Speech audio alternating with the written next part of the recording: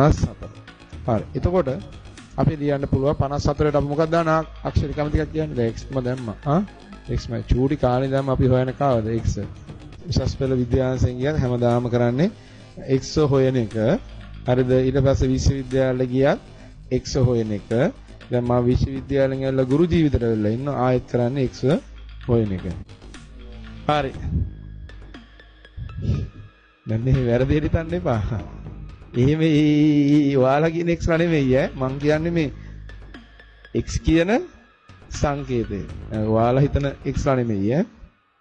එහෙම මේ x ලා හොයන්න යන්නත් එපා.